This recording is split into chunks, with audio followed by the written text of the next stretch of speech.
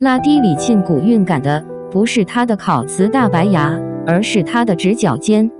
李沁是這些年來圈內比較受關注的女明星，所以她所拍攝的古裝劇《七夜雪》在上線以後就拿下了全國熱度第1的好成績，但依舊有人認為李沁有一些問題。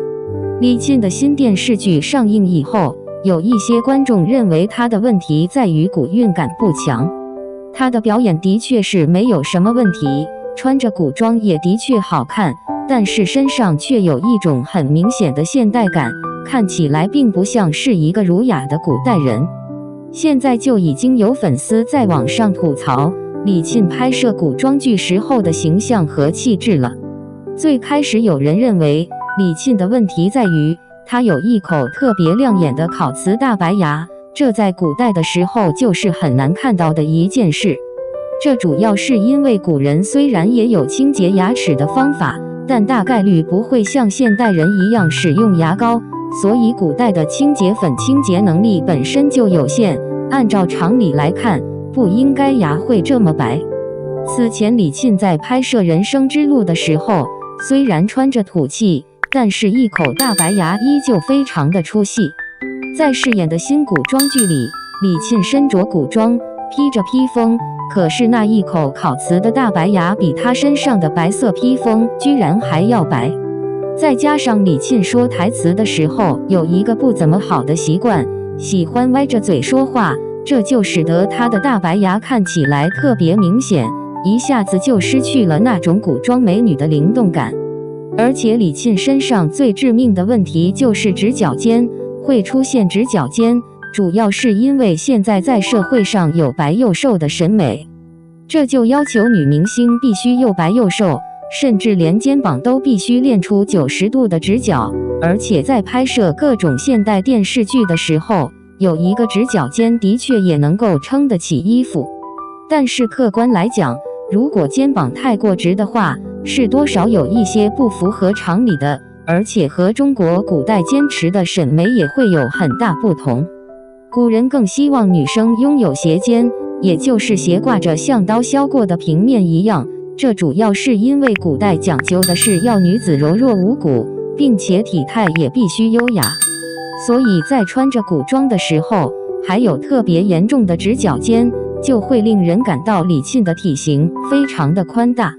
本來古代的古裝使用的材料比較輕薄柔軟，看起來就像是膨脹的一樣，再帶上直角肩，的確就不太好看了。更讓一些粉絲感到憤怒的是，李沁既想要能夠撐起衣服的直角肩，她似乎又不願意主動去運動鍛鍊，這就導致有些粉絲在觀看電視劇的時候發現李沁的肩膀處有比較明顯的斷層。會出現這種情況，就是李沁的直角肩並不是天然鍛鍊而來的，而是使用了某些科學手段，比如說在肩膀上放置了墊肩，然後讓肩部看起來是直的，這也自然而然地影響到了粉絲們的觀感。很多粉絲都認為李沁在拍攝古裝劇的時候多少有些刻意了。之前很多電視劇裡面的演員，他們從來不會刻意的追求直角肩，反而讓自己的肩膀看起來自然一點就已經非常不錯了。像劉亦菲這樣咖位的演員，她的肩膀也不是完全直起來的，而且劉亦菲身着古裝的時候，也明顯更有氣質，更加優雅。實際上現在在娛樂圈裡面，類似於李沁這樣拍戲的時候過於追求在形態上貼近現代審美的女明星還有不少，就比如說白鹿。之前白鹿所拍攝的電視劇《長夜燼明》也絕對算得上是爆款題材的電視劇了。可是飾演這部電視劇的女主角白鹿卻沒少被罵，因為白鹿和李沁一樣，同樣有一口明顯上過手段的烤瓷大白牙，並且她也是典型的直角肩。不過白鹿的優勢在於，她的直角肩應該是自己練出來的，而不是上過科技。2. 李沁應該把功夫放在磨練演技上。其實李沁已經是這些年來圈內比較出色的女演員了，而且相比於一些流量女明星，李沁也是有真材實料的。他在上個世紀90年代出生於江蘇，18歲那一年就出演了2008版的古裝劇《紅樓夢》。當時李沁在其中飾演的角色叫做薛寶釵。薛寶釵是《紅樓夢》中的一個重要角色，後來與賈寶玉成婚。雖然兩個人並沒有白頭偕老，但這並不妨礙薛寶釵被很多人喜愛。而當時的李沁在拍攝《紅樓夢》裡面的薛寶釵時，演技還比較自然，不像現在一樣看起來有些奇怪。可能也是因為當時的李沁才剛剛進入娛樂圈，身上還沒有那麼多商業包裝，所以拍戲反而沒有那麼大的壓力。直到後來李沁逐漸有了名氣，也拍攝了更多的電視劇，比如演過《建黨偉業》《花開半夏》，到後來更是飾演了爆款古裝劇《慶餘年》。可是在拍攝《慶餘年》的時候，李沁穿着古裝的形象就有一些奇怪了。不過最起碼當時李沁還沒有太明顯的直角肩。從現在能夠找到的劇照來看，拍《慶餘年》的時候，李沁飾演的林婉兒肩膀還是有幅度的。